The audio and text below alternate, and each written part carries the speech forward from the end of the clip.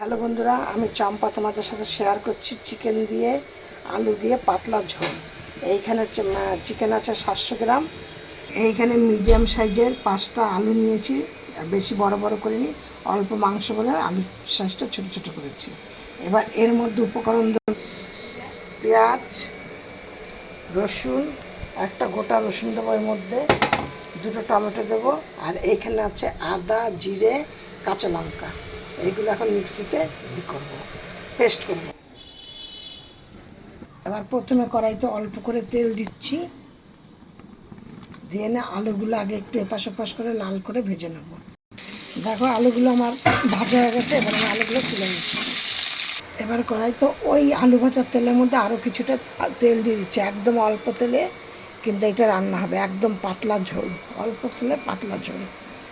এবার আমি এর মধ্যে দিয়ে দিচ্ছি 2 টুকরো দারচিনি, 2টো এলাচ, একটা শুকনো লঙ্কা, কিছুটা জিরে,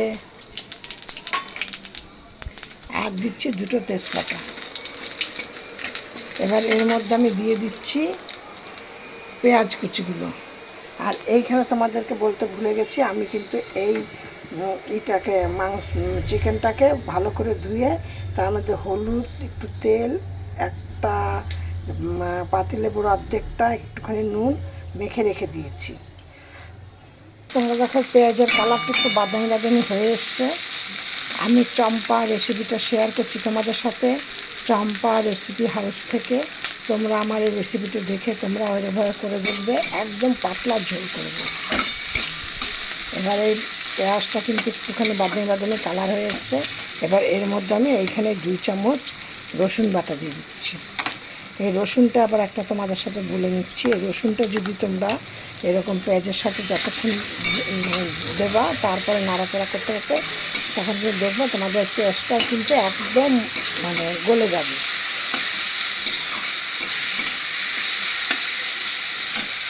এর মধ্যে দিয়ে দিচ্ছি একে একে সব উপকরণগুলো।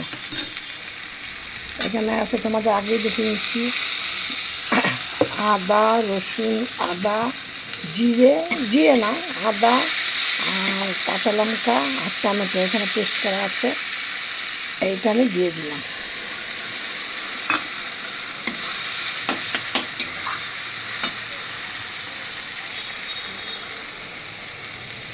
এবার এর মধ্যে দেবো আমি হলুদ, কারণ আমার তেল যেহেতু কম দেওয়া আছে, হলুদও কিন্তু আমি কম দেবো। এবার দেবো কাশ্মীর লঙ্কার গুঁড়ো কালারের জন্য, কারণ একদম সম্পূর্ণ কাঁচা লঙ্কায় করা, ওই জন্য কিছুটা কাশ্মীর লঙ্কার গুঁড়ো দিলাম, দিয়ে কালারটা ভালো আসবে।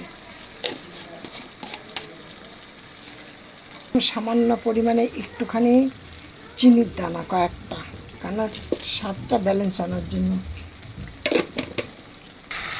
দেখো তোমরা আমার কিন্তু এবার এই মশলাটার থেকে তেল ছেড়ে এসছে। এবার আমি এর মধ্যে মাংসটা দিই, যেহেতু মাংসের মধ্যে লেবু ফেবু সব দেওয়া আছে, একটুখানি জলটা ছেঁকে ছেঁকে এর মধ্যে দেবো।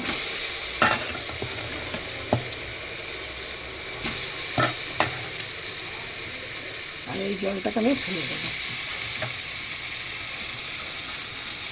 এবার এর মধ্যে দিয়ে দিচ্ছি ওই নুনটা। এবার দেখো এর মধ্যে আমি দিয়ে দিচ্ছি আলুগুলো।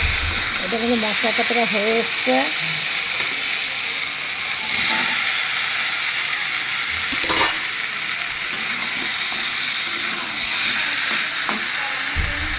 আমার দেখো মাংসটা সিদ্ধ হয়ে এসছে। আর আমি তো এর আগে তোমাদের সাথে শেয়ার করেছিলাম যে আমি যে কোনো তরকারি করি আগে একটা পাত্রের মধ্যে গরম জল করে নিই। এই গরম জলটা এবার দেবো। আমাদের মাংস আর কষানো যাচ্ছে না, নিচে ধরে যাচ্ছে। এর মধ্যে এবার দিয়ে দিচ্ছি 2টো কাঁচা লঙ্কা গোটা।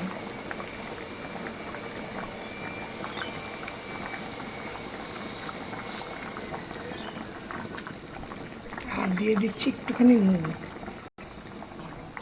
এই নুনটা। দেখো চিকেন আলুর পাতলা ঝোল আমার হয়ে গেছে। এবার আমি গ্যাসটা বন্ধ করছি। আর দেখো কালারটা কত সুন্দর হয়েছে। দেখো একদম এইভাবে এত গরমে প্রচণ্ড গরম, গরমে একদম সবাই মাংস খাও, কিন্তু এরকম পাতলা ঝোল করে খাও। চিকেন খাও, মটন খাও, যে যাই খাও, শুধু পাতলা ঝোল খাও। আর তার সাথে আমের ঝোল খাও। দেখো এই দেখো, আমি আমের একদম এত রোদ্রের তার গায়ে একদম রোদ বসবে না, কিছু না, আমের ঝোল খাও। রেসিপিটা আজকে আমার এখানেই শেষ করছি। সব ভালো থাকো, সুস্থ থাকো। নতুন নতুন বন্ধুদের বলছি, একটা সাবস্ক্রাইব করে পাশের বেলটি বাজিয়ে অন করে রেখে দিও, তোমরা আমার একটু পাশে থেকো। আর পুরানো বন্ধুদের বলছি, সবাই আমার এই রেসিপিটা একটু ভিজিট করে দেখো। আর তোমরা একটু কমেন্ট করে যেও, তোমরা আমার রেসিপি দেখে একটা করে কমেন্ট করবে, আমিও তোমাদের রেসিপি জয়েন্ট হব। এই ছিল আজকে আমার। নেক্সট ভিডিও আবার অন্য কিছু।